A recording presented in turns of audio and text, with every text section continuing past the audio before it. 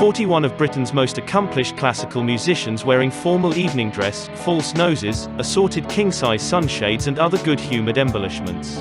2 dedicated young men with powerful projectors throwing onto the walls a series of curiously coloured oil slides. Donovan and his mate Gypsy Dave lighting held hand sparkles. Monkey Mike Nesmith meeting recording manager George Martin and each exchanging words of praise about each other's diverse artistries. Marianne Faithfull pouring a fresh cup of sparkling champagne for Mick Jagger when the supply of regular champagne glasses ran out. Keith Richards taking movie-making lessons from a professional cameraman. Pattie Boyd and Cynthia Lennon chatting with 2 female cousins of Paul McCartney. These were some of the basic ingredients for a Beatles happening which was held on a February Friday evening at the huge #1 studio of EMI Records in St John's Wood, London. There were 2 excellent reasons for the holding of the happening. The Beatles were using for the first time ever a 41-piece orchestra to add extra instrumental accompaniment to one of their new album tracks. At the same time they were creating the first film sequences which will be used in the 60-minute television special they are making to coincide with the international release of the album. The Beatles are acting as their own television directors for the project. In the studio were at least 7 handheld movie cameras. 2 used by professional cameramen while the rest were available for impromptu use by any of the 40 assembled guests. Ringo, Mick, Keith and Klaus Voormann were amongst the impromptu users.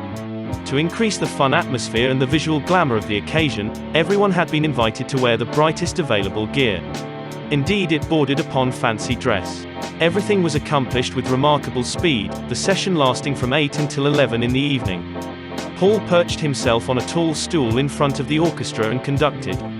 John and George hurried to and fro making last-minute suggestions. Ringo used reel after reel of 16mm movie. 10 brilliant arc lamps played down on everyone from high places, bathing the whole happening in as many different colors. A balloon burst in the middle of take 3. Paul's telephone on the conductor's rostrum rang loudly in the middle of take 4. At the stroke of 11, the 41 musicians, all good union guys, wrapped up their instruments and stripped off various false noses, bald scalps and so forth. "I really enjoyed it actually," said a serious-looking but convinced violinist. "We'll get extra money for the filming," declared a horn player. "Now we'll do the choir bit," John Lennon shouted, rounding up birds and boys and gathering them round a couple of mic booms. 10 arc lamps followed the crowd. Paul McCartney said, "I'll count you all in each time. Klaus will give you the notes on the piano. Klaus, are you ready?" The choir bits were put on tape. The Beatles and selected guests wandered off to join George Martin in the control room. Playback time. Each Beatle satisfied. 11:30. Paul asked, "Bag of nails tonight or Scoth of St. James?"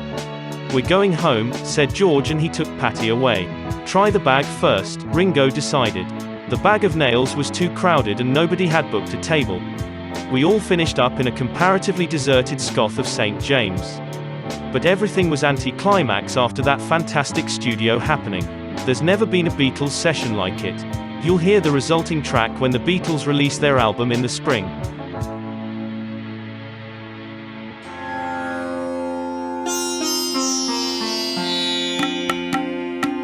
The girl with the tambourine was Mariska Koga. Mariska, along with Simon Posthumer, was the founding member of The Fool, a Dutch design collective. The Fool was supposed to design the cover for Sgt. Pepper's. Paul McCartney's original plan was to have them design the cover, but he changed his mind after a conversation with art gallerist Robert Fraser, and decided to get British pop artists Peter Blake and Jan Howarth to design it instead. The Fool though did design the graphics in the disc inner sleeve of the LP. They worked with the Beatles throughout 1967 and early 1968. They designed the clothes the Beatles wore on the television broadcast of All You Need Is Love, as well as the clothes they wore in the I Am the Walrus section of the Magical Mystery Tour film. They also painted the 3-story size mural in psychedelic colors on the facade of the Beatles' Apple Boutique in London, and designed the set for Joe Massett's film Wonderwall, whose soundtrack was written and recorded by George Harrison. The Fool were quite busy in those psychedelic days and they worked with other bands as well.